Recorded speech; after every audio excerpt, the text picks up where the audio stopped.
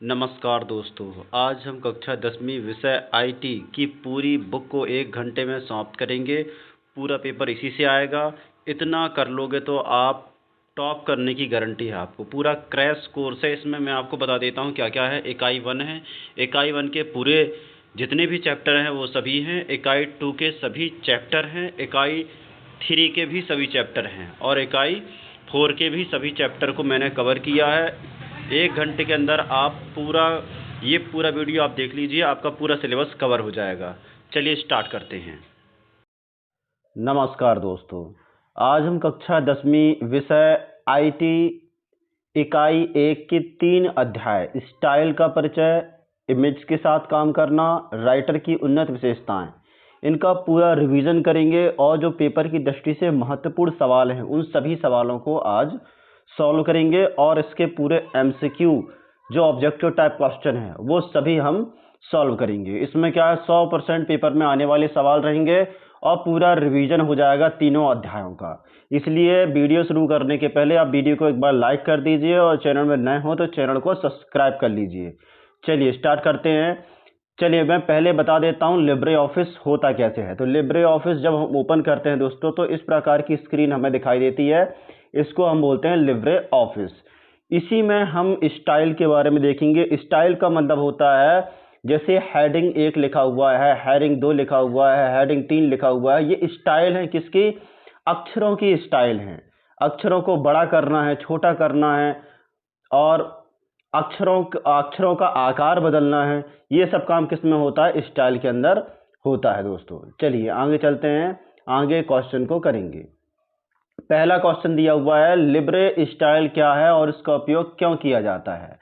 तो स्टाइल से मैं आपको बता देता हूं, जैसे हम कोई सामान खरीदने जाते हैं तो अलग अलग प्रकार के सामान मिलते हैं, अलग अलग स्टाइल के मिलते हैं और उनको हम पहन के देखते हैं कि यार ये हमें हो रहा है नहीं, उसके बाद दूसरा चेंज करके देखते हैं कौन अच्छा लगता है कौन नहीं। वैसे ही जब अक्षरों को हम लिब्रे ऑफिस पर टाइप करते हैं और अंकों को टाइप करते हैं तो उनकी स्टाइल को चेंज कर सकते हैं। किसी अक्षर को हम बड़ा बना सकते हैं, बड़ा बड़ा मतलब हो जाएगा हेडिंग 1, उसके बाद सबसे छोटा हेडिंग 7। तो 7 में अगर हम टाइप करेंगे तो छोटे अक्षर आएंगे और यदि हेडिंग 1 में टाइप करेंगे तो बड़े अक्षर आएंगे। कहने का मतलब यह है कि हम अक्षरों की स्टाइल को बदल सकते हैं। तो स्टाइल एक पूर्व निर्धारित फॉर्मेट होता है, मतलब ये फॉर्मेट है, पहले से डिजाइन किया गया है कि हेडिंग 1, हेडिंग 2, हेडिंग 3, हेडिंग 4, ये पहले से जो है लिब्रे ऑफिस में निर्धारित कर दिया गया है पहले से। हम हेडिंग 1 में क्लिक करेंगे तो हेडिंग 1 के अनुसार अक्षर लिख के आएंगे। तो जो दस्तावेज में पाठ को एक समान आकर्षक बनाने के लिए उपयोग किया जाता है, यह दस्तावेज को एक पेशेवर और संगठित रूप देता है। मतलब जब हम इनका स्टाइल का यूज करते हैं तो एक बहुत आकर्षक तरीके से हम पेज को डिजाइन कर पाते हैं। चलिए आगे चलते हैं। स्टाइल के प्रकार क्या हैं? बहुत सारे बच्चे पूछते हैं कि स्टाइल के प्रकार क्या हैं। तो स्टाइल के प्रकार होते हैं पैराग्राफ स्टाइल। जैसे कि मैं कोई एक लेटर बना रहा हूं दोस्तों, तो लेटर में पहले मैं यहाँ टू द हेड मास्टर लिखूंगा और उसके बाद फिर सब्जेक्ट और उसके बाद उसकी बॉडी लिखूंगा। तो मुझे पैराग्राफ की स्टाइल मतलब मेंटेन करनी पड़ेगी। पैराग्राफ की स्टाइल होगी। करेक्टर मतलब अंक जो लिख रहा हूँ ABCD, उसकी स्टाइल। कई अक्षर मैं गाढ़े अक्षर से लिखूंगा, कई अक्षर मैं छोटे लिखूंगा, कई बड़े लिखूंगा, तो ये कैरेक्टर स्टाइल कहला जाती है। अब आता है पेज स्टाइल। पेज स्टाइल का मतलब होता है जो पेज होता है ऐसा पेज होता है दोस्तों, तो इस पेज में हम इस पेज को ऐसा, इसको बोलते हैं पोर्ट्रेट और इसको बोलते हैं लैंडस्केप। तो पेज की स्टाइल भी हम चेंज कर सकते हैं, एक सीधा पेज भी ले सकते हैं और एक तिरछा पेज भी ले सकते हैं। इसको पोर्ट्रेट बोलते हैं और इसको लैंडस्केप बोलते हैं। फ्रेम क्या है? फ्रेम, हम जब लिब्रे ऑफिस खोलते हैं तो फ्रेम मिल जाते हैं अपन को, कई बने बनाए फ्रेम मिल जाते हैं। उन फ्रेम के अंदर भी हम अपना लेटर लिख सकते हैं। प्रत्येक प्रकार का स्टाइल दस्तावेज के विभिन्न भागों को फॉर्मेट करने के लिए उपयोग किया जाता है। जितने भी भाग होते हैं उनको हम फॉर्मेट कर सकते हैं। तो फॉर्मेट स्टाइल कितने प्रकार के होते हैं? पैराग्राफ का कर सकते हैं, कैरेक्टर का कर सकते हैं, पेज का और फ्रेम स्टाइल कर सकते हैं। चलिए आगे चलते हैं। आगे दिया हुआ स्टाइल को कैसे बनाया और संपादित किया जा सकता है। स्टाइल को हम कैसे बनाएंगे? संपादित मतलब एडिट करना। तो स्टाइल को बनाने के लिए हम क्या करेंगे? स्टाइल और फॉर्मेट पैनल में जाकर नया स्टाइल बनाएंगे। संपादित करने के लिए स्टाइल पर राइट क्लिक करेंगे और स्टाइल को संपादित करने से आप अपने दस्तावेज को अपनी आसानी से आवश्यकता अनुसार बदल सकते हैं। जैसे मैं मानता हूं कि मुझे ये पेज बनाना है और इस पेज के अंदर मैं यहाँ से अक्षर शुरू करना चाहता हूँ और यहाँ बीच में आके ख़त्म करना चाहता हूँ, तो ये मेरी स्टाइल हो गई एक एप्लीकेशन बनाने की। और अलग अलग व्यक्तियों की अलग अलग स्टाइल हो सकती है। तो स्टाइल का मतलब होता है हमारी रुचि अनुसार जो हम लिखते हैं इसमें, तो वो हमारी स्टाइल कहलाती है। हम उसको चेंज कर सकते हैं, उसको अपने आप से बना भी सकते हैं। चलिए आगे चलते हैं। प्रश्न क्रमांक 4 दिया, स्टाइल का उपयोग करने के क्या लाभ होते हैं। तो क्या लाभ होते हैं, जब हम स्टाइल का उपयोग करते हैं दोस्तों, तो जो पेज होता है वो आकर्षक हो जाता है, अच्छा दिखता है। जैसे कोई एप्लीकेशन बना रहा है या कोई बुक बना रहा है और यदि वो स्टाइल का यूज करता है, जैसे मैं मानता हूँ मैं स्कूल जा रहा हूँ और स्कूल में मैं ऐसी कंघी किए बना चल जाऊँ तो अच्छा नहीं लगूंगा, पर यदि कंघी करके अच्छे कपड़े पहन के जाऊँ तो अच्छा लगूंगा। मतलब कहने का अर्थ है कि जब हम अच्छे तरीके से स्टाइल का प्रयोग करते हैं तो हम अब जो अपना पेज बना रहे होते हैं, जो एप्लीकेशन या बुक बना रहे होते हैं, बहुत आकर्षक दिखती है। तो स्टाइल का उपयोग करने से दस्तावेज का फॉर्मेट एक समान रहता है, समय बचता है और दस्तावेज अधिक आकर्षक बनता है। स्टाइल का उपयोग करने से आप अपने दस्तावेज को एक पेशेवर संगठक रूप दे सकते हैं। चलिए 5वां दिया, स्टाइल को कैसे हटाया जा सकता है। स्टाइल को हटाना है, जैसे कई बच्चे रहते हैं जिनको स्टाइल ये पसंद नहीं है, अब इसको हटाना है, तो हटाने के लिए क्या करेंगे। स्टाइल को हटाने के लिए स्टाइल को फॉर्मेट पैनल में जाके, जब ये जो हम लिब्रे ऑफिस खोलते हैं तो यहाँ फॉर्मेट पैनल होता है, इसमें जाकर के हम क्लिक करेंगे, राइट क्लिक करके उसको हटा देंगे। तो स्टाइल को हटाने से आप अपने दस्तावेज को अपनी आवश्यकता के अनुसार अनुकूलित कर सकते हैं, जैसा बनाना चाहें वैसा बना सकते हैं। चलिए आगे चलते हैं। आगे दूसरा अध्याय आता है इमेज के साथ काम करना। तो इमेज को दस्तावेज में कैसे जोड़ा जा सकता है। कई बार पेपर में आ चुका है कि इमेज को दस्तावेज में कैसे जोड़ा जा सकता है। तो लिब्रे ऑफिस जब हम खोलते हैं तो लिब्रे ऑफिस में ये खुलता है, तो यहाँ क्या होता है, मेन्यू होता है और यहाँ होता है इंसर्ट। तो इमेज को जोड़ने के लिए इंसर्ट मेनू में जाकर इमेज को चुनते हैं और इमेज का पथ बताते हैं। जब हम इंसर्ट में क्लिक करते हैं तो वो अंदर हमारा जो जहाँ पास फाइल हमारी रखी होती है इमेज की, वहाँ हम जाते हैं और इमेज को चुनते हैं और इमेज को हम वहाँ क्लिक कर देते हैं जोड़ने के लिए। तो ये हमारा जो डॉक्यूमेंट रहता है वो अधिक आकर्षक और जानकारीपूर्ण बन जाता है। मतलब कोई चीज़ हम बना रहे होते हैं और इमेज को उसमें इंसर्ट कर देते हैं, जोड़ देते हैं, तो वो और आकर्षक बन जाता है, क्योंकि इमेज से हमें और सारी जानकारी हमें मिल जाती है। चलिए आगे चलते हैं। दूसरा प्रश्न दिया है इमेज को कैसे संपादित करें। संपादित मतलब एडिट करना। मतलब कई बार बच्चे रहते हैं जो इमेज गलत चुन लेते हैं, अब उनको बदलना है तो संपादित करते हैं, मतलब एडिट करते हैं, उसको हटा के दूसरी इमेज लाते हैं। तो इमेज को संपादित करने के लिए इमेज पर राइट क्लिक करते हैं और संपादित करें चुनते हैं। इमेज को संपादित करने से आप अपने दस्तावेज को अपनी आवश्यकता अनुसार बदल सकते हैं दोस्तों। जैसे कि मैं मान लेता हूं कि गलत इमेज चुन लिया हूं, अब इसको मैं क्लिक करूंगा और इसमें संपादित का क्लिक करूंगा तो वो हट जाएगी और दूसरी इमेज को मैं वहां से अपने कंप्यूटर से ला सकता हूं। चलिए आगे दिया हुआ इमेज के प्रकार। बहुत सारे बच्चे ये कंफ्यूज रहते हैं, ये क्वेश्चन बहुत आईएमपी है। तो इमेज के प्रकार कौन से होते हैं। रेस्टेड इमेज होती है, वेक्टर इमेज होती है और स्कैन की गई इमेज होती है। तो ये 3 प्रकार होते हैं किसके, इमेज के। और इमेज की फाइलों के प्रकार अलग अलग होते हैं, जैसे पीएनजी होता है, जीपीजी होता है। जैसे पीएनजी फाइल होती है, ये भी इमेज का है, जीपीजी हो गई और जीपीजीई हो गई। ये बहुत प्रकार होते हैं किसके, फॉर्मेट के। पर इमेज के प्रकार कितने होते हैं, तो रेस्टेड इमेज होती है, वेक्टर इमेज होती है और स्कैन की गई इमेज होती है। प्रत्येक प्रकार की इमेज का उपयोग विभिन्न उद्देश्यों के लिए हम करते हैं। चलिए आगे चलते हैं। इमेज को कैसे आकार दिया जाता है। इमेज को हम कैसे आकार देंगे भैया।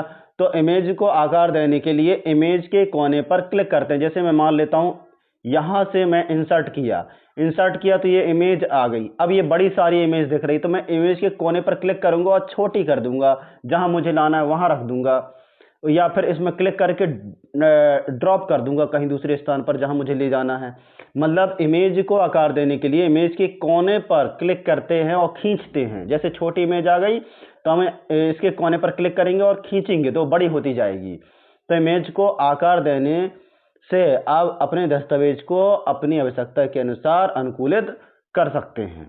चलिए 5वां प्रश्न देखते हैं, इमेज को कैसे हटाया जा सकता है, कई बार पेपर में आता है। तो इमेज को हटाने के लिए इमेज पर क्लिक करते हैं। जैसे मान लेता हूं मैं इंसर्ट मेनू में जाकर के एक इमेज यहां ले आया, अब मुझे इसको हटाना है तो मैं इमेज पर क्लिक करूंगा और यहां हटाने का आ जाता है ऑप्शन कि डिलीट करिए या फिर कट करिए। तो इसमें मैं डिलीट करिए या कट करिए का मैं क्लिक कर दूंगा तो ये इमेज क्या हो जाएगी, मेरी हट जाएगी और अपनी आवश्यकता अनुसार मैं दूसरी इमेज फिर से इंसर्ट कर लूंगा। चलिए आगे चलते हैं। आगे दिया हुआ तीसरा चैप्टर, राइटर की उन्नत विशेषताएं। तो राइटर की उन्नत विशेषताएं क्या हैं दोस्तों? तो राइटर की उन्नत विशेषताएं हैं मेल मर्ज। जब हमें बहुत सारे लोगों को मेल करना होता है तो हम मेल मर्ज का प्रयोग करते हैं। टेम्पलेट मतलब क्या होता है? टेम्पलेट का मतलब होता है जो हमें पहले से बनी बनाई चीज़ें मिल जाती हैं वो टेम्पलेट कहलाती हैं। जैसे हम मान लेते हैं कि मुझे परीक्षा अध्ययन चाहिए, अब परीक्षा अध्ययन कोई लिखा हुआ है, पहले से बनाया हुआ है, अब वो बनी बनाई चीज़ मुझे मिल गई परीक्षा अध्ययन, तो वो क्या है, एक टेम्पलेट की तरह काम करती है। मतलब बनी बनाई चीज़ को हम याद करते हैं, पढ़ते हैं। टेम्पलेट। माइक्रो क्या है? तो माइक्रो भी हम बनाते हैं। जैसे मैं मान लेता हूं कि मुझे ए प्लस बी का होल स्क्वायर का सूत्र बार बार यूज करना है तो मैं माइक्रो में बना लूंगा ए प्लस बी का होल स्क्वायर का सूत्र, और जब भी मैं माइक्रो यूज करूंगा तो ये वाला सूत्र अपने आप लग जाएगा। क्यों? क्योंकि मैं माइक्रो में इसको सेव कर लिया हूं। कहने का अर्थ ये है कि जो भी चीज़ें मुझे यूज करनी होती हैं बार बार उसको मैं माइक्रो में लेके आता हूँ, माइक्रो बना लेता हूँ। जैसे मैं मान लेता हूँ ए प्लस बी का होल स्क्वायर बराबर होता है a square plus b square plus 2ab, ये माइक्रो हो गया मेरा। अब माइक्रो जब जहां भी मुझे ए प्लस बी का होल स्क्वायर वाला सूत्र लगाना होगा, माइक्रो को मैं ए नाम देता हूँ, ए लिखूंगा तो ये वाला सूत्र अपने आप लग जाएगा। तो इस प्रकार से हम यूज करते हैं। इन विशेषताओं का उपयोग करके आप अपने दस्तावेज को अधिक आकर्षक और जानकारीपूर्ण बना सकते हैं। दूसरा प्रश्न पढ़ते हैं, मेल मर्ज क्या है, इसका उपयोग कैसे किया जा सकता है? तो मेल मर्ज क्या है? मेल मर्ज एक प्रकार की विशेषता है जो पत्रों को व्यक्तिगत बनाने के लिए उपयोग किया जाता है। मेल मर्ज का उपयोग करके आप अपने पत्रों को अधिक आकर्षक और व्यक्तिगत बना सकते हैं। मेल मर्ज, बहुत सारे मेलों को मर्ज करना मेल मर्ज कहलाता है, और बहुत सारे मेलों मतलब बहुत सारी चीज़ों को हम मेल में मर्ज कर देते हैं। जैसे कई बार हमें फोटो भी एडिट करनी होती है, कई बार हम ऑडियो भी लगाते हैं, कई बार हम पीडीएफ भी लगाते हैं, तो ये क्या है, व्यक्तिगत जानकारी को हम मर्ज कर रहे हैं। ठीक है, आगे चलते हैं। टेम्पलेट क्या है और इसका उपयोग कैसे किया जाता है? तो टेम्पलेट एक पूर्व निर्धारित, मैं आपको बता चुका हूं टेम्पलेट क्या है। जैसे कि मुझे फ़ोन की टेम्पलेट बदलनी है तो भाई क्या करूंगा, मुझे पहले से ही टेम्पलेट जो बनी बनाई होती हैं वो मिल जाती हैं, उनको मैं अपने फ़ोन में रख के देखता हूं कि ये टेम्पलेट मेरे इसमें लग रही है नहीं, अगर लग रही है, सेट बैठ रही है, तो ये टेम्पलेट क्या हो जाएगी, उपयोग की हो जाएगी मेरी। वैसे ही जब हम लिब्रे ऑफिस खोलते हैं तो वहाँ ओपन के पास बहुत सारी टेम्पलेट बनी बनाई मिलती हैं, अगर हम उसमें क्लिक करते हैं तो वो बनी बनाई टेम्पलेट हमारे उपयोग में आ जाती हैं। मतलब टेम्पलेट एक पूर्व निर्धारित पहले से बनी हुई दस्तावेज होती हैं जो बार बार उपयोग किया जाता है। टेम्पलेट का उपयोग करके आप अपने दस्तावेज को अधिक आकर्षक और जानकारीपूर्ण बना सकते हैं। चलिए आगे चलते हैं। माइक्रो क्या है, उसका उपयोग कैसे किया जाता है? तो माइक्रो एक पूर्व निर्धारित है। जैसे मैं मान लेता हूं कि मुझे ए प्लस, जैसे मान लेता हूं ए माइनस बी का, मैं मान लेता हूं ए बराबर लिख दिया ए माइनस बी का होल स्क्वायर बराबर a square minus 2ab plus b square. मतलब मैं ए के स्थान पर क्या लिया, ये सूत्र ले आया, और ये सूत्र के स्थान पर क्या ले आया, ये ले आया। मतलब जहां मैं ए लिखूंगा वही सूत्र लग जाएगा। मैं माइक्रो बना लिया पहले, मतलब जहां मैं ये पूरा सूत्र लिखता था वहां केवल ए लिखूंगा तो भी काम हो जाएगा। तो ये कहलाता है माइक्रो। माइक्रो मतलब पूर्व निर्धारित, पहले से मैं निर्धारित कर देता हूं कि इसके अंदर ये चीज़ है, फंक्शन बना देना पहले से। माइक्रो एक पूर्व निर्धारित कार्य है जो बार बार उपयोग किया जाता है।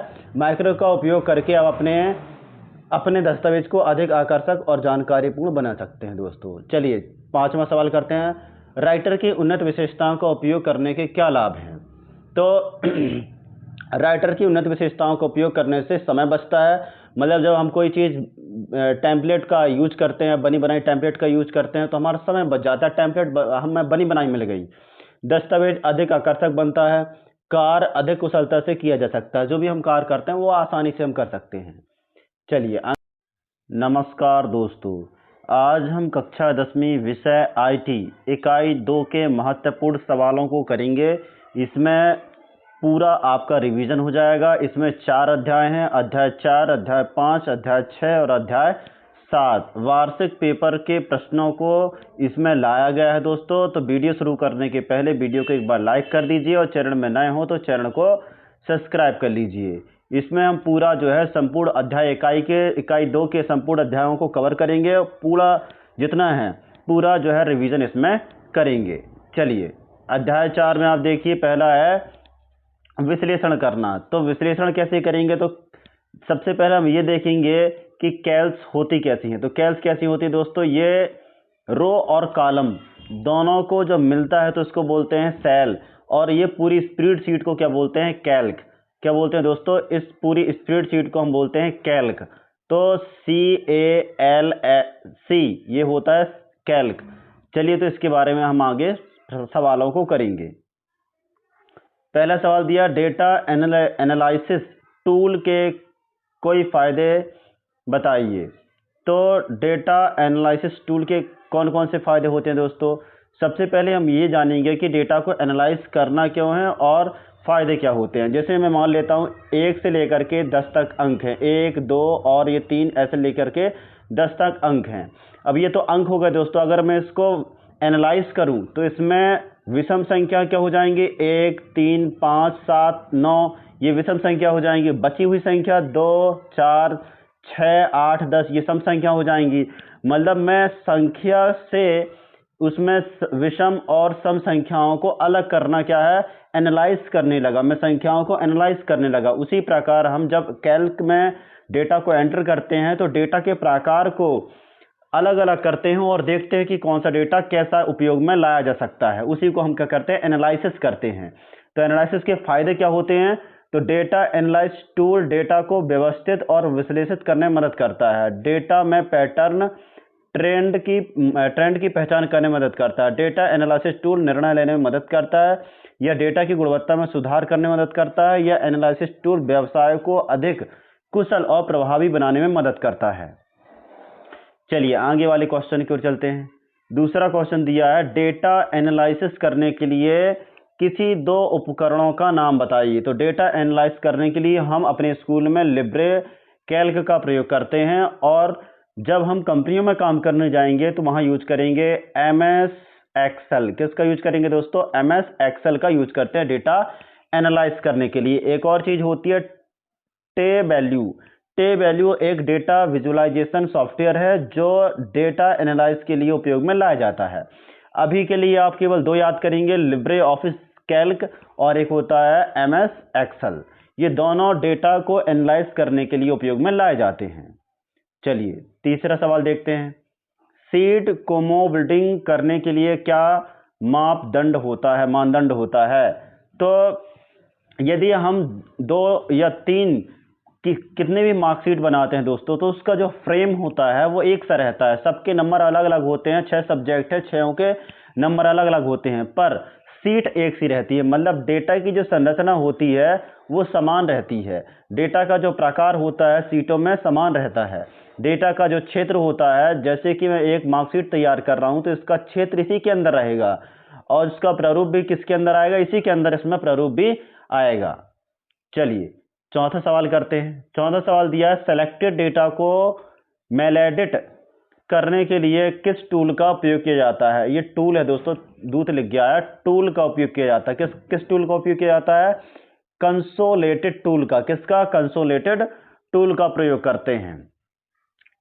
इसमें क्या होता है, यह टूल एक ही स्थान पर लगने में मदद करता है और इसे विश्लेषण करने में आसानी होती है। कोई भी डेटा है दोस्तों और उस डेटा को विश्लेषित करना है तो कंसोलेटेड टूल का प्रयोग करके हम डेटा को विश्लेषित कर सकते हैं।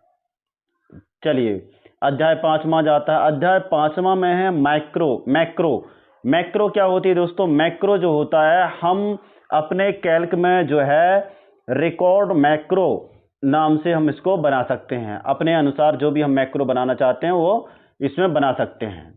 तो प्रश्न दिया हुआ है, मैक्रो क्या है, किसी भी 2 वास्तविक जीवन स्थितियों को सूचीबद्ध करें जहां इनका उपयोग किया जाता है। तो मैक्रो के बारे में आपको पहले ही बता चुका हूं। मैक्रो एक पूर्व निर्धारित कार्य है जो बार बार उपयोग किया जाता है। यह एक प्रकार का सॉफ्टवेयर होता है जो उपयोगकर्ता को एक ही कार्य को बार बार करने से बचाता है। जैसे दोस्तों मैं मान लेता हूं सरपंच के दस्तखत इस फॉर्म में होने हैं, तो मैं सरपंच के दस्तखत को मैक्रो बना लूंगा और उसको हर फॉर्म में अप्लाई कर दूंगा, तो साइन अपने आप उसमें होते जाएंगे। ये क्या कहलाएगा, मुझे पूर्व में मैं एक साइन बना लिया, उस साइन को कॉपी करते जा रहा हूं, मतलब अपने आप कॉपी होते जाएगा जहां मैं उसको कॉपी करना चाहूं। ये क्या है, मैक्रो पूर्व निर्धारित होता है, पहले से हम बना लेते हैं इस चीज को। तो इसमें और क्या है, दो वास्तविक जीवन स्थितियां यहां माइक्रो का उपयोग किया जा सकता है। एक है डेटा एंट्री। जब हम डेटा एंट्री करते हैं तो कुछ चीजें बहुत कॉमन होती हैं, जैसे कि मान लेता हूं रमखिरिया या फिर सेहोरा या जबलपुर मान लेता हूं जबलपुर के लोगों का मैं डेटा फीड कर रहा हूं, तो जबलपुर कॉमन हो गया। तो ये कॉमन चीज को बार बार न लिख के मैं मैक्रो बना लूंगा और मैक्रो से उस चीज को कॉपी कर दूंगा। इस तरीके से रिपोर्ट यदि मैं बना रहा हूं, किसी एक आज की तारीख की बना रहा हूं, तो बार बार तारीख ना लिख के इस रिपोर्ट की एक तारीख बना दूंगा, तो ये क्या हो जाएगा, मुझे बार बार नहीं लिखना पड़ेगा। तो हम डेटा एंट्री के लिए यूज करते हैं और रिपोर्टिंग के लिए भी मैक्रो का प्रयोग करते हैं दोस्तों। चलिए आगे चलते हैं। दूसरा प्रश्न दिया, उन कार्यों को सूचीबद्ध करें माइक्रो में जिनको दर्ज नहीं किया जा सकता। तो माइक्रो में किनको दर्ज नहीं किया जा सकता, तो डेटा विश्लेषण। मैक्रो डेटा विश्लेषण के लिए उपयुक्त नहीं होता है। डेटा विश्लेषण के लिए क्या उपयुक्त होता है, कैल्क में हम डेटा विश्लेषण करते हैं, जबकि कैल्क के अंदर होता है मैक्रो, पर इसमें डेटा विश्लेषण नहीं होता। केवल ये क्या होता है, डेटा को एक फॉर्मेट मिल जाता है, एक फंक्शन मिल जाता है जिसका हम बार बार उपयोग कर सकते हैं, ये है मैक्रो। ग्राफिकल डिजाइन में मैक्रो का उपयोग नहीं होता दोस्तों, वेब डेवलपमेंट में भी मैक्रो का उपयोग नहीं होता। ठीक है, चलिए प्रश्न क्रमांक तीसरा दिया है, लिब्रे ऑफिस मैक्रो लाइब्रेरी और माई मैक्रो में कैसे अलग है, मतलब ये दोनों अलग अलग क्यों हैं और अलग अलग हैं तो इनका क्या फायदा है क्या नुकसान है। तो देखो क्या दिया हुआ है, लिब्रे ऑफिस मैक्रो लाइब्रेरी। जो ये लिब्रे ऑफिस मैक्रो लाइब्रेरी होती है दोस्तों, ये ग्लोबल होती है, मतलब ये कहीं से भी डाउनलोड किया जा सकता है, कोई भी व्यक्ति इसका यूज कर सकता है। ग्लोबल होती है, क्या होती है, ग्लोबल होती है, जो सभी दस्तावेजों को उपलब्ध कराती है। जैसे मैं ऑनलाइन लिब्रे ऑफिस को डाउनलोड करना चाहता हूं, तो इस लाइब्रेरी के माध्यम से मैं इसको डाउनलोड कर सकता हूं। पर माई मैक्रो जो होता है ये व्यक्तिगत होता है। जैसे मैं अपना लिब्रे ऑफिस खोला हुआ हूं और इसमें जो मैं मैक्रो बनाऊंगा वो कौन से होंगे, माई मैक्रो होंगे, जो मेरे होंगे, जो व्यक्तिगत रूप से मेरे होंगे वो कौन से होंगे, माई मैक्रो होंगे। जो कंपनी हमको देती है मैक्रो वो कौन से होते हैं, तो लिब्रे ऑफिस मैक्रो कहलाते हैं, जो ग्लोबल हर कोई यूज कर सकता है। तो एक होते हैं पर्सनल जो हम खुद बनाते हैं और एक होते हैं जो कंपनी हमें देती है, जिसे लिब्रे ऑफिस मैक्रो लाइब्रेरी कहते हैं। चलो आगे चलते हैं। आगे दिया फंक्शन और मैक्रो में क्या अंतर है, हमें ये बताना है। तो फंक्शन क्या होते हैं दोस्तों, जैसे मैं मान लेता हूं यहां लिखा है a+b का होल स्क्वायर बराबर ये जो सूत्र होता है, ठीक है, इसको मैं मान लेता हूं f हो गया, ये फंक्शन हो गया। अब जब भी मुझे कहीं सवाल दिखता है ऐसा कि इसमें यूज करना है, तो मैं f रख दूंगा तो इसका यूज हो जाएगा, मतलब ये फंक्शन हो गया, मतलब पूर्व निर्धारित हो गया कि इसका मान a+b का होल स्क्वायर का मान f हो जाएगा। ये क्या है, फंक्शन। फंक्शन एक पूर्व निर्धारित प्रोग्राम होता है जो एक विशिष्ट कार्य करता है, मतलब इसमें हम विशिष्ट काम करवा रहे हैं, क्योंकि a+b का होल स्क्वायर बराबर होता है a² + b² + 2ab, मतलब ये फंक्शन का काम करेगा। पर जब हम मैक्रो की बात करते हैं दोस्तों, तो मैक्रो एक पूर्व निर्धारित प्रोग्राम होता है जो एक या एक से अधिक कार्यों को कर सकता है। मतलब यदि मैं कोई सीट कैल की यहां बनाया हूं, इस सीट में भी मैक्रो का प्रयोग कर सकता हूं, और कोई दूसरी सीट भी बनाया हूं तो उसमें भी मैक्रो का प्रयोग कर सकता हूं, मतलब एक या एक से अधिक कार्यों को भी यह कर सकता है, कौन, मैक्रो। चलिए आगे चलते हैं। पांचवा सवाल दिया, मैक्रो का नामकरण करते समय हम क्या ध्यान रखना चाहिए। मैक्रो यदि हम बना रहे हैं उसमें नाम रखना है तो कैसे नाम रखेंगे, तो संक्षिप्त छोटा होना चाहिए और स्पष्ट होना चाहिए। जैसे माय मैक्रो हो गया, अपना नाम से अंकित मैक्रो हो गया, या कोई अपना नाम से अपन अपना मैक्रो बना सकते हैं। स्पेस नहीं होना चाहिए, मतलब यदि यहाँ अपना स्पेस अगर आप कर देते हैं बीच में तो ये नाम नहीं माना जाएगा। नाम में विशेष चरित्र नहीं होना चाहिए, मतलब ऐसा नहीं यहां से लेकर के यहां तक जा रहा है नाम, ऐसा नहीं होना चाहिए, छोटा सा होना चाहिए ताकि उसका उपयोग कर सकें। अद्वितीय होना चाहिए। मतलब हम मैक्रो बनाते हैं तो अगर व्यक्ति का एक बार नाम यूज हो चुका है तो उसका बार बार नाम यूज नहीं करना है, अद्वितीय होना चाहिए, एक अकेला होना चाहिए। चलिए, मैक्रो का कोई एक फायदा बताइए प्रयोगशाला अभ्यास में। तो मैक्रो का क्या क्या फायदा होता है? तो मैक्रो का यह फायदा यह है कि वह समय बचाता है। क्या बचाता है? समय। जब एक बार हम किसी चीज को बना लेते हैं दोस्तों, उसको बार बार यूज करते हैं तो क्या है, हमें समय बचाता है हमारा। मैक्रो का उपयोग करके आप एक ही कार्य को बार बार करने से बच जाते हैं और आप समय अन्य कार्यों पर खर्च कर सकते हैं। चलिए, इसके बाद अध्याय 6 आ जाता है दोस्तों। इसमें हम जो है कैल्क की सीटों को जोड़ेंगे, मतलब कनेक्ट करेंगे। एक सीट दूसरी सीट से कैसे हम जोड़ पाते हैं, इनके बारे में अध्ययन करेंगे। तो कैल्क सीट इस प्रकार से होती है। इसमें देखिए प्रश्न पहले दिया हुआ है कि लिब्रे ऑफिस में कैल्क सीटों को लिंक करने के 2 तरीके का नाम बताइए। तो एक होता है हाइपर लिंक, जिसे बोलते हैं कंट्रोल प्लस के। कंट्रोल प्लस के क्या होता है? हाइपर लिंक क्रिएट करने के लिए होता है कंट्रोल प्लस के। और फार्मूला के माध्यम से भी हम अपनी सीट को लिंक कर सकते हैं। अगर फार्मूला आपको पता है तो फार्मूला की मदद से भी आप अपनी फाइल को लिंक कर सकते हैं दूसरी फाइल के साथ, नहीं तो हाइपर लिंक के माध्यम से आप लिंक कर सकते हैं। हाइपर लिंक जो होती है दोस्तों नीले नीले कलर की होती है। जब पेज में नीला नीला जैसे ये अक्षर इसके नीचे नीली नीली लाइन हो जाएगी और उसमें क्लिक करने से दूसरा पेज खुल जाता है, वो क्या कहलाता है? हाइपर लिंक कहलाती है। चलिए आगे चलते हैं। रिलेटिव और एब्सोल्यूट हाइपरलिंक के बीच में अंतर क्या है? तो रिलेटिव हाइपरलिंक क्या होती है? रिलेटिव हाइपरलिंक एक लिंक है जो वर्तमान सीट के सापेक्ष होती है। जैसे कोई सीट खुली होती है और इस सीट में जो लिंक दिखेगी वो कौन सी होगी? रिलेटिव हाइपरलिंक होगी।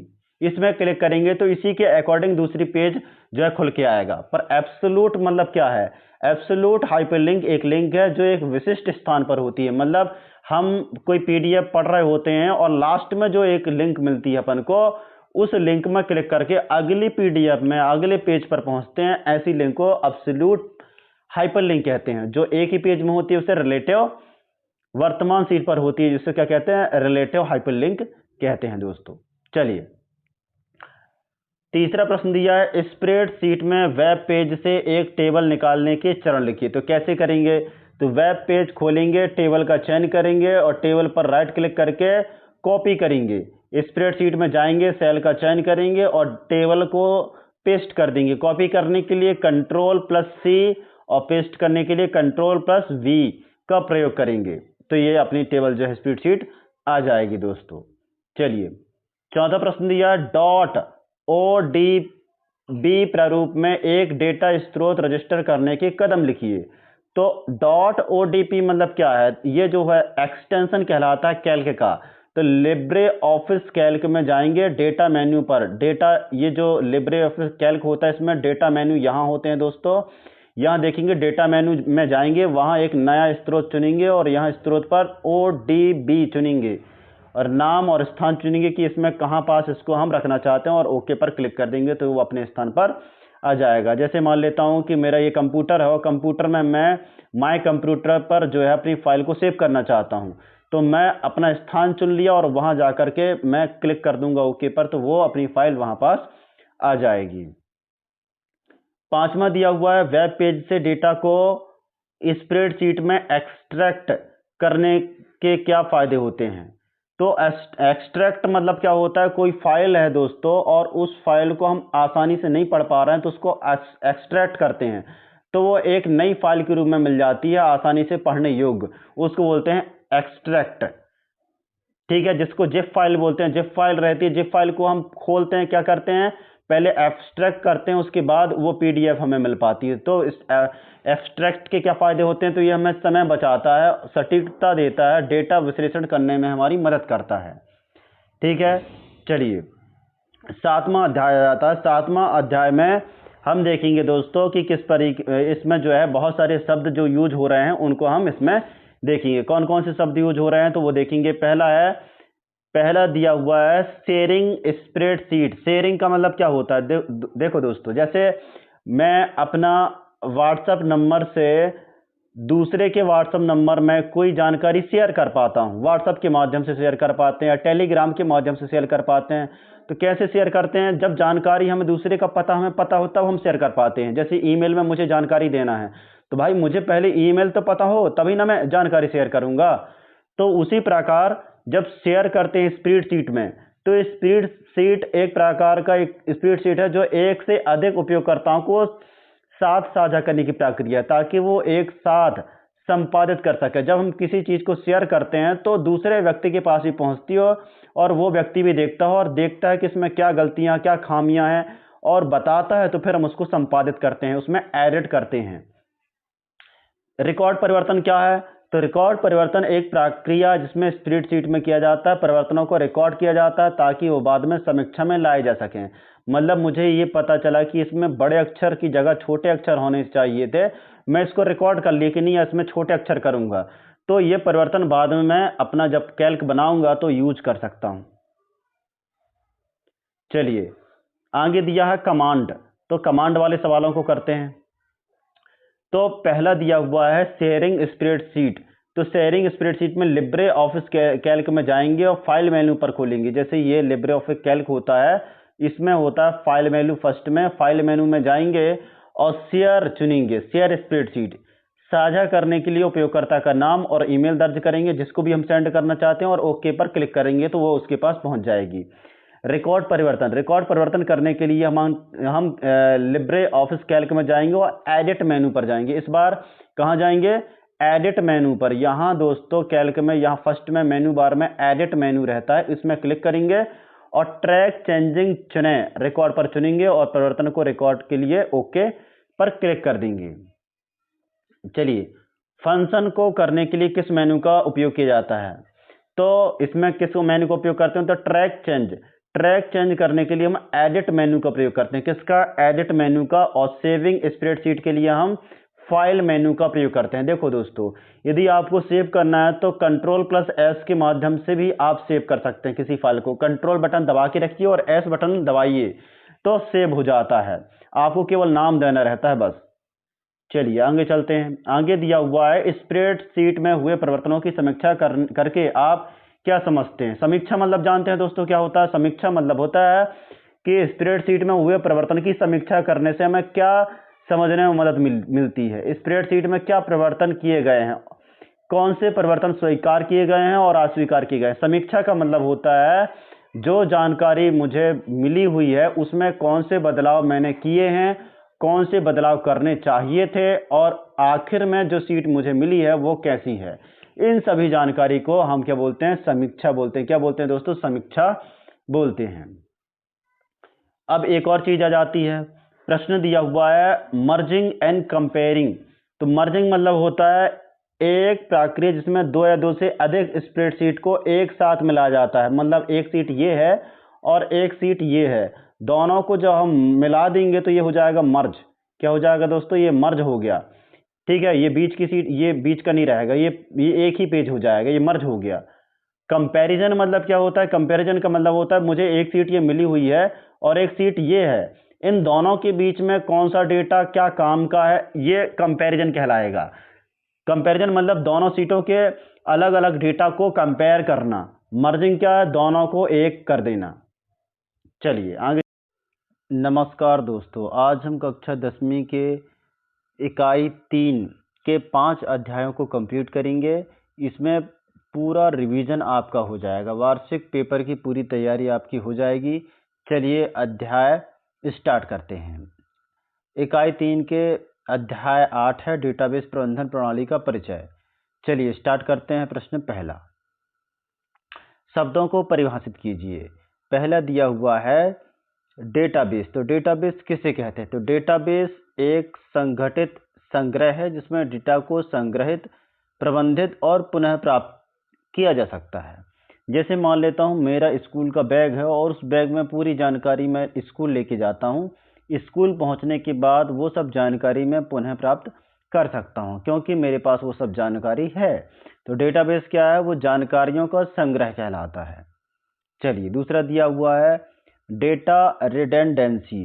डेटा रिडंडेंसी तब होती है जब एक ही डेटा को एक से अधिक स्थानों पर संग्रहित किया जाता है, जिससे डेटा की अनावश्यक पुनरावृत्ति होती है।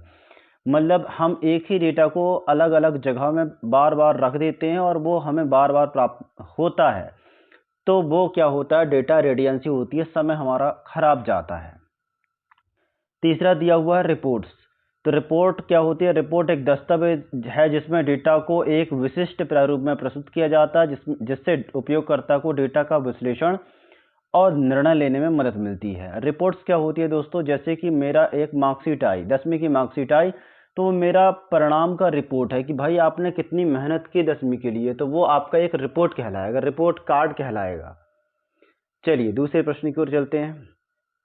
दूसरा प्रश्न दिया हुआ है, निम्न के बीच में अंतर बताइए। पहला दिया हुआ है डेटा और सूचना। तो डेटा क्या होता है, डेटा मतलब होता है जैसे मेरा फ़ोन नंबर, मेरा नाम, मेरा एज, मेरे गांव का नाम, पता, ये सब क्या है, डेटा हो गया। पर जब मैं इस डेटा को एक फॉर्म में भरता हूँ, कॉलेज के फॉर्म में भरता हूँ, स्कूल के फॉर्म में भरता हूँ, तो ये सूचना में परिवर्तित हो जाता है। मतलब डेटा मूल तथ्य और आंकड़े होते हैं, जबकि सूचना डेटा का एक अर्थपूर्ण उपयोगी रूप होता है। जब हम डेटा को उपयोग करने लगते हैं तो वो सूचना में परिवर्तित हो जाती है। खा दिया हुआ है फॉर्म और क्वेरीज। तो फॉर्म क्या होता है, क्वेरीज क्या होती है। तो फॉर्म एक दस्तावेज है जिसमें डेटा को प्रदर्शित किया जाता है, जबकि क्वेरी एक प्रश्न है जिससे जो डेटाबेस से डेटा को पुनः प्राप्त करने के लिए उपयोग में लाया जाता है या किया जाता है। तो फॉर्म क्या होता है, जैसे कि एक ये फॉर्म मैं बनाता हूँ, इस फॉर्म के माध्यम से क्या करूँगा, मैं डेटा को दर्ज कराऊंगा। भाई स्कूल में मुझे एडमिशन चाहिए, तो मैं डेटा को जो है फॉर्म में फिल कराऊंगा। क्वेरी क्या है, एक डेटाबेस है। जैसे मान लेता हूँ कि एक किताब है और उस किताब के अंदर मैं एक अध्याय पढ़ा हूँ, तो मैं उस अध्याय के अंदर के प्रश्नों को पूछ सकता हूँ, तो क्वेरीज कहलाती है। मतलब प्रश्नों को पूछना क्या है, क्वेरीज कहलाती है। डेटाबेस के अंदर की जानकारी निकालना क्वेरीज कहलाती है। तीसरा दिया हुआ है नेटवर्क और हायरार्की डेटा मॉडल क्या है। तो नेटवर्क क्या होता है, इंटरनेट को हम क्या बोलते हैं, नेटवर्क बोलते हैं, क्योंकि नेटवर्कों का नेटवर्क क्या है, इंटरनेट है।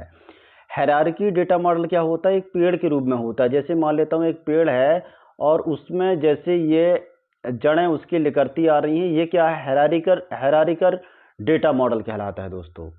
चलिए आगे चलते हैं। आगे दिया हुआ एक डीबीएमएस के कोई 4 लाभ बताइए। तो डीबीएमएस का फुल फॉर्म क्या होता है, पहले मैं आपको बता देता हूं। तो डीबीएमएस का फुल फॉर्म होता है तो डेटाबेस मैनेजमेंट सिस्टम।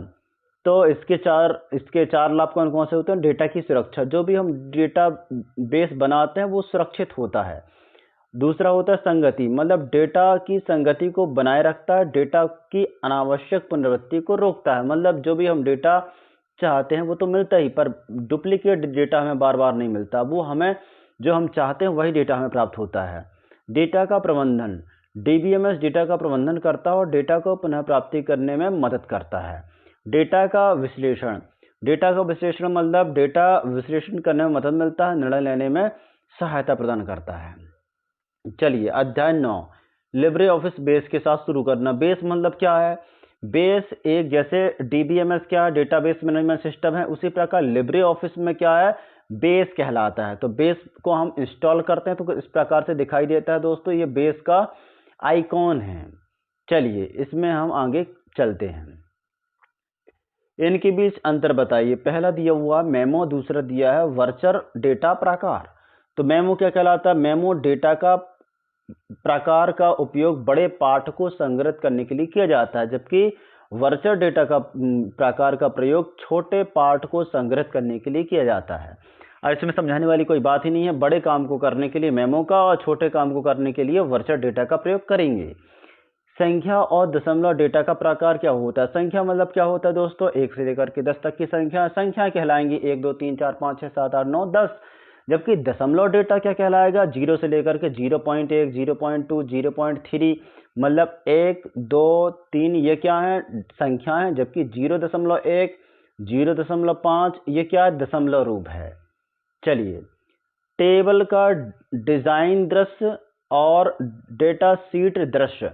टेबल जो हम बनाते हैं दोस्तों, उसमें क्या होते हैं, रो कॉलम होते हैं, रो और कॉलम, इसको हम टेबल बोलते हैं। पर जो डेटा सीट होती है उसमें भी रो और कॉलम होते हैं और ये टेबल बनती है।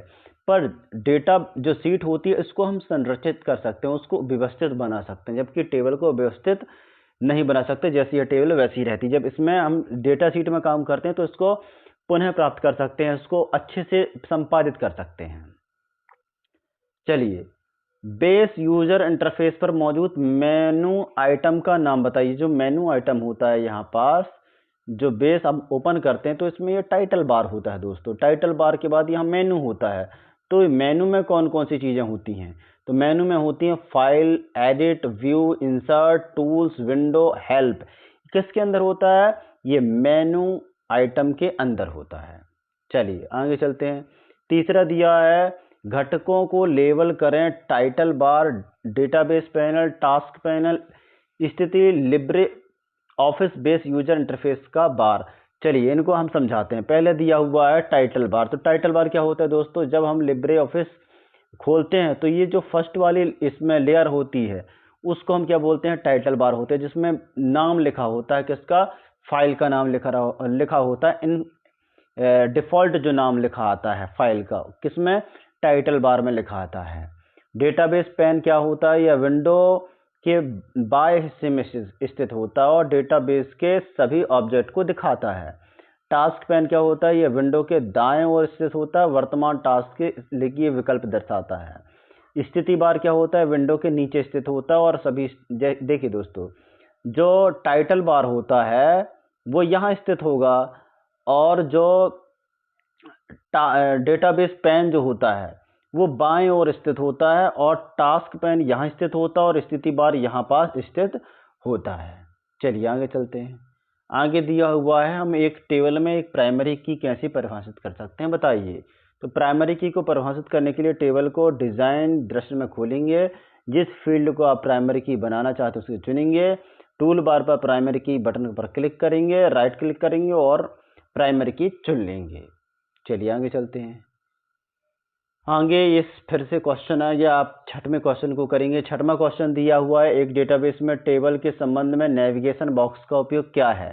तो नेविगेशन बॉक्स का उपयोग डेटाबेस में टेबल के बीच नेविगेट करने के लिए किया जाता है। यह बॉक्स डेटाबेस के सभी टेबल को दिखाता है और उपयोगकर्ता को किसी भी टेबल को खोलने, संपादित करने की अनुमति देता है। चलिए आगे चलते हैं। अध्याय 10 आ जाता है। अध्याय 10 में दिया हुआ है मल्टीपल टेबल के साथ काम करना। तो मल्टीपल टेबल के साथ जब हम काम करते हैं तो क्या क्या फ़ायदे और नुकसान होते हैं, इनके बारे में हम जानकारी लेंगे। तो इसमें लाभ क्या होता है? तो डेटा की संगति और दूसरा होता है डेटा की पुनः प्राप्ति।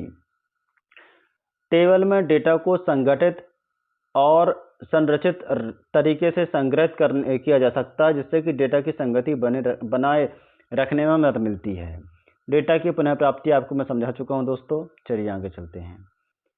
तो मल्टीपल टेबल के साथ हम जब काम करते हैं इस प्रकार की विंडो हमको, जो लिब्रे ऑफिस बेस होता है उसमें ये सब विंडो हमें मिलती हैं। चलिए आगे चलते हैं। एक प्रश्न दिया हुआ है किसी डेटाबेस में रिडंडेंसी और अनकंसिस्टेंसी को कैसे नियंत्रित किया जा सकता है, एक उदाहरण देकर समझाइए। तो डेटाबेस में रिडंडेंसी या अनकंसिस्टेंसी को नियंत्रित करने के लिए डेटा को सामान्यीकृत किया जाना चाहिए।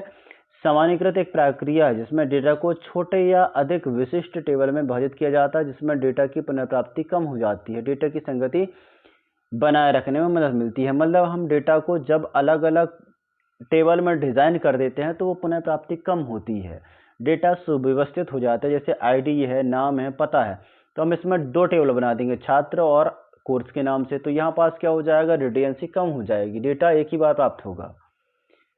चलिए संदर्भित अखंडता को परिभाषित करिए। तो संगठित अखंडता का नियम है जो सुनिश्चित करता है कि एक टेबल में एक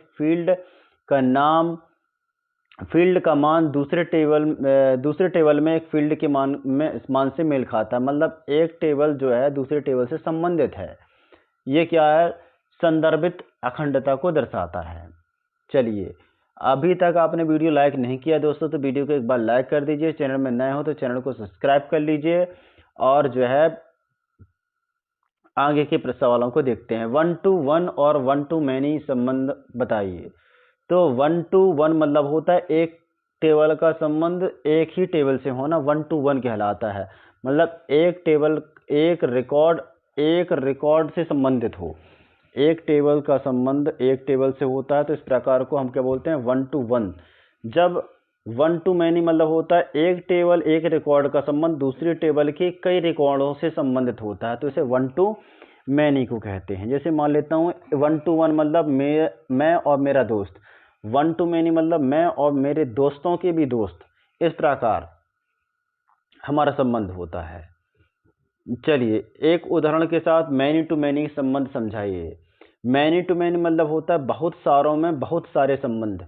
जैसे मान लेते हैं कई रिकॉर्डों का कई रिकॉर्डों के साथ संबंध होता है।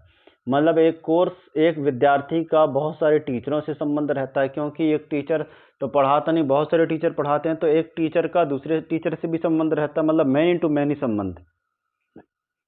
चलिए अध्याय 11 देखते हैं, बेस में क्वेरीज। मैं आपको बता चुका हूं दोस्तों, क्वेरीज मतलब होता है प्रश्न पूछना। जब हम डेटाबेस से प्रश्न पूछते हैं तो हमें डेटाबेस हमें आंसर देता है।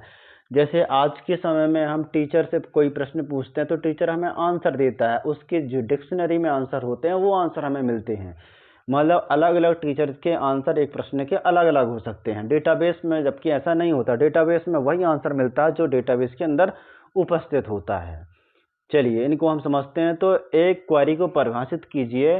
डेटाबेस में क्वेरी बनाने की क्या आवश्यकता होती है? तो क्वेरी एक प्रश्न है जो डेटाबेस में विशिष्ट डेटा के पुनः प्राप्त करने के लिए उपयोग में किया जाता है। क्वेरी बनाने की आवश्यकता है ताकि उपयोगकर्ता डेटाबेस से आवश्यक डेटा को आसानी से पुनः प्राप्त कर सकें और विश्लेषण कर सकें।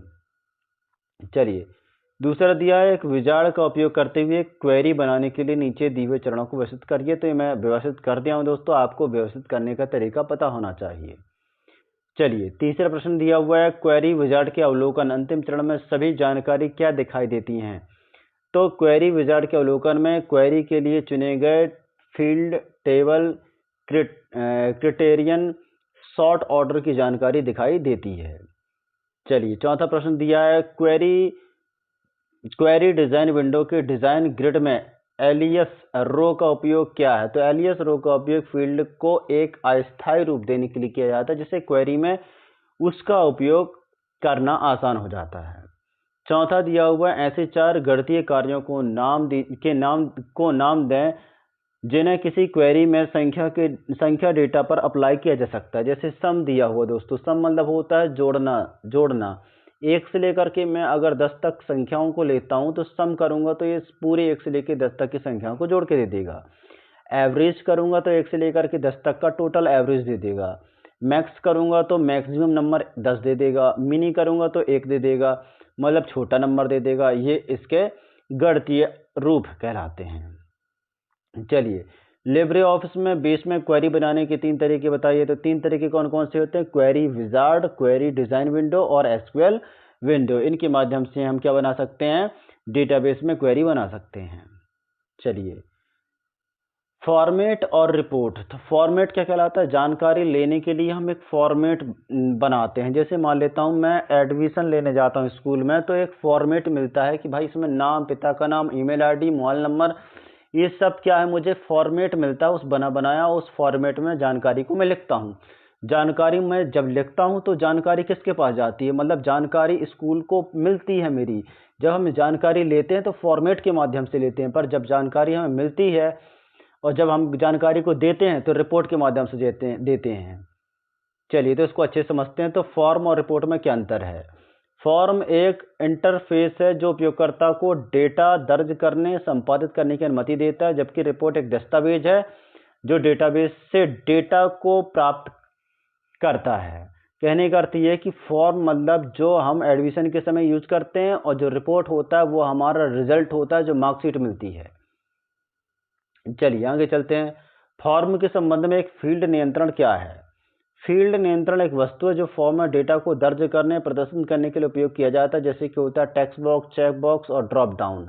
जैसे मान लेता हूं कि एक मैं गूगल बॉक्स से फॉर्म भर रहा हूं, उसमें चेक बॉक्स आ जाता है कि भैया आपको सुबह कौन सी किताब पढ़ना पसंद है, योग वाली किताब, ध्यान वाली किताब, या फिर गणित की किताब, या हिंदी की किताब, या विज्ञान की किताब। चेक बॉक्स आपको ये दर्शाता, मतलब आप चेक कर देंगे कि भाई मेरे को गणित वाली किताब पसंद है। चेक करने के लिए आ जाएगा। आपको सुबह उठना पसंद है या नहीं, तो हाँ अगर है तो चेक कर देंगे, नहीं में अगर करेंगे तो चेक नहीं है। इस प्रकार ड्रॉप डाउन का मतलब होता है एक पर क्लिक करने पर बहुत सारे ऑप्शन आ जाते हैं। जैसे मान लेता हूँ यहाँ पास में क्लिक किया, यहाँ 4 ऑप्शन आ गए कि आप सुबह 8 बजे उठते हैं, 6 बजे उठते हैं, 5 बजे उठते हैं। ये ड्रॉप डाउन लिस्ट कहलाती है। चलिए इसको और आगे समझेंगे। तीसरा प्रश्न दिया, फॉर्म में टेक्स्ट डालने हेतु फॉर्म रिकॉर्ड टूल बार का उपयोग किया। चलिए एक बार फिर से प्रश्न पढ़ लेते हैं। फॉर्म में टेक्स्ट डालने हेतु फॉर्म रिकॉर्ड टूल बार पर कौन सा टूल इस्तेमाल किया जाता है? तो कौन सा इस्तेमाल किया जाता है दोस्तों? तो टेक्स्ट बॉक्स टूल का उपयोग किया जाता है। चलिए आगे चलते हैं। आगे प्रश्न दिया हुआ है, लिब्रे ऑफिस बेस में एक फॉर्म बनाने के लिए 2 तरीकों का नाम बताइए। तो फॉर्म विजार्ड से भी आप फॉर्म बना सकते हैं और फॉर्म डिज़ाइन विंडो के माध्यम से भी आप फॉर्म बना सकते हैं। चलिए आगे चलते हैं। स्थैतिक और गतिशील रिपोर्ट में क्या अंतर होता है? स्थैतिक मतलब होता है एक स्थिर रिपोर्ट। जैसे मान लेता हूँ मेरा रिजल्ट आया तो वो स्थिर कहलाएगा, क्योंकि उसमें परिवर्तन बाद में नहीं किया जा सकता। अगर कोई विद्यार्थी 85% लाया तो 85% आने के बाद परिवर्तित नहीं किया जा सकता, वो स्थैतिक है। गतिशील रिपोर्ट क्या है? गतिशील मतलब एक बार बनने के बाद उसको बार बार बदला जाता है, वो है गतिशील रिपोर्ट। एस्थेटिक रिपोर्ट एक रिपोर्ट है जो एक निश्चित समय पर डेटाबेस से डेटा को पुनः प्राप्त करती है, जबकि गतिशील रिपोर्ट एक रिपोर्ट है जो उपयोगकर्ता के इनपुट के आधार पर डेटाबेस से डेटा को पुनः प्राप्त करती है। चलिए आगे चलते हैं। फॉर्म कंट्रोल्स टूलबार और रिकॉर्ड्स टूलबार का कार्य लिखिए। तो फॉर्म कंट्रोल टूलबार क्या होता है? यह टूलबार फॉर्म में फील्ड नियंत्रण जोड़ने संपादित करने के लिए उपयोग में लाया जाता है, जबकि रिकॉर्ड टूलबार क्या होता है? टूलबार फॉर्म में रिकॉर्ड को नेविगेट करने, जोड़ने, संपादित करने, हटाने के लिए उपयोग में लाया जाता है। चलिए नमस्कार दोस्तों, आज हम कक्षा 10वीं विषय आईटी की इकाई 4 को कंप्लीट करेंगे। इसमें 3 अध्याय हैं, अध्याय 14, अध्याय 13 और अध्याय 15। इसमें पेपर से आने वाले सभी जितने भी क्वेश्चन हैं आपको इसमें मिल जाएंगे, इसलिए लास्ट तक जरूर बने रहिए। वीडियो को शुरू करने के पहले वीडियो को लाइक कर दीजिए, चैनल में नए हो तो चैनल को सब्सक्राइब कर दीजिए। चलिए स्टार्ट करते हैं। अध्याय दिया है 13, कार्यस्थल पर स्वास्थ्य सुरक्षा और संरक्षा। देखिए दोस्तों, जब हम काम करने जाते हैं तो वायु प्रदूषण और जल प्रदूषण से भी घिरे रहते हैं, और जो भी खतरे होते हैं वो हमारे आजू बाजू ही रहते हैं। तो इन सभी से संबंधित जो भी प्रश्न बनेंगे उनको हम करते हैं। तो इसमें प्रश्न बन रहा है, कार्यस्थल पर स्वास्थ्य सुरक्षा और संरक्षा की अवधारणाओं को संक्षिप्त में समझाइए। तो कार्यस्थल पर स्वास्थ्य सुरक्षा संरक्षा का अर्थ है कर्मचारियों को सुरक्षित और स्वस्थ कार्य वातावरण प्रदान करना, जिससे उन्हें अपने कार्य को सुरक्षित व प्रभावी ढंग से करने में मदद मिले। मतलब उनको स्वच्छ वातावरण देना ताकि वो आसानी से अपना काम कर सकें। चलिए आगे चलते हैं। आगे प्रश्न दूसरा दिया हुआ है, कार्यस्थल पर स्वच्छ सुरक्षा संरक्षित कार्यक्रम के सबसे महत्वपूर्ण कारण बताइए। तो कारण कौन कौन से हो सकते हैं? कर्मचारियों की सुरक्षा, स्वास्थ्य की रक्षा, दुर्घटनाओं बीमारियों को रोकना, उत्पादकता कार्य क्षमता में वृद्धि करना, संगठन की प्रतिष्ठा छवि को बनाए रखना। चलिए प्रश्न क्रमांक तीसरा देखते हैं। कार्यस्थल पर विभिन्न सुरक्षा खतरों की सूची बनाइए। तो कार्यस्थल पर कौन कौन सी चीजों का हमें खतरा होता है? शारीरिक खतरे होते हैं, रासायनिक खतरे होते हैं, जैविक खतरे होते हैं, विद्युत खतरे होते हैं, अग्नि खतरे हो। अग्नि का खतरा मतलब आग लगने का, विद्युत खतरा मतलब विद्युत का झटका लग सकता है, जैविक बैक्टीरिया वायरस, रासायनिक मतलब होता है विषपत पदार्थ, शारीरिक खतरे मतलब ट्रिप फॉल, ये सब चीज़ें होती हैं कार्य के समय, ये सब घटनाएं हमारे साथ हो सकती हैं, इसलिए इन सब से बचना बहुत जरूरी है। चलिए आगे चलते हैं। चौथा दिया है, किसी संगठन में खतरे के संभावित स्रोतों की सूची बनाइए। कौन कौन से हो सकते हैं? तो उपकरण और मशीनरी हो सकते हैं, रासायनिक पदार्थ हो सकते हैं, विद्युत प्रणाली हो सकती है, अग्नि प्रणाली हो सकती है, शारीरिक गतिविधि, ये सभी क्या है? खतरे के स्रोत हैं। चलिए पांचवा दिया है, कुछ आईटी कार्यस्थल खतरों की सूची बनाइए। तो आईटी में जब हम काम करते हैं तो कौन कौन से खतरे हमें हो सकते हैं? तो एक खतरा होता है कंप्यूटर दृष्टि सिंड्रोम, कार्पल टनल सिंड्रोम, विद्युत चुम्बकीय विकिरण, शोर और ध्वनि प्रदूषण भी हो सकता है। चलिए, छठवां दिया है संभावित खतरों के उदाहरण क्या हैं। तो संभावित खतरे के उदाहरण कौन कौन से होते हैं? स्लिप और ट्रिप, विद्युत झटका, रासायनिक एक्सपोजर और अग्नि, ये सब संभावित खतरे कहलाते हैं। छठवां दिया है सूचना प्रौद्योगिकी कार्यस्थल खतरों का वर्णन कीजिए। तो सूचना प्रौद्योगिकी कार्यस्थल पर खतरे कौन कौन से हो सकते हैं?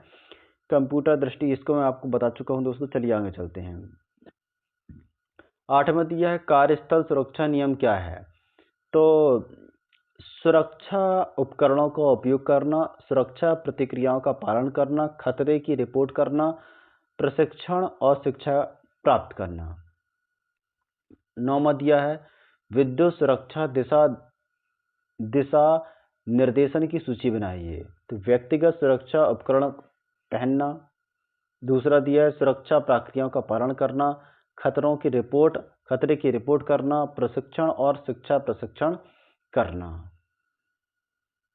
10वां दिया है उदाहरण सहित आपातकाल के प्रकार का वर्णन कीजिए। आपातकाल के कौन कौन से वर्णन हो सकते हैं? तो अग्नि आपातकाल हो सकता है, चिकित्सा आपातकाल हो सकता है, प्राकृतिक आपातकाल, भूकंप, तूफान, मानव निर्मित आपातकाल जैसे बम, धमकी, ये सब क्या है? ये आपातकाल के प्रकार हैं। चलिए अध्याय 14 कार्यस्थल गुणवत्ता उपाय। जैसे हम कंप्यूटर मॉनिटर में बैठ के काम करते हैं तो हमें किस तरीके से काम करना चाहिए ताकि हमारी आंखों को दिक्कत न जाए, हमारी पीठ को दिक्कत न जाए, और जब हम बिजली से बचने के लिए हम किस प्रकार का काम करें और प्लग को किस तरीके से हम व्यवस्थित रखें ताकि उसमें हमारे पैरों को नुकसान न जाए, हमें करंट न लगे।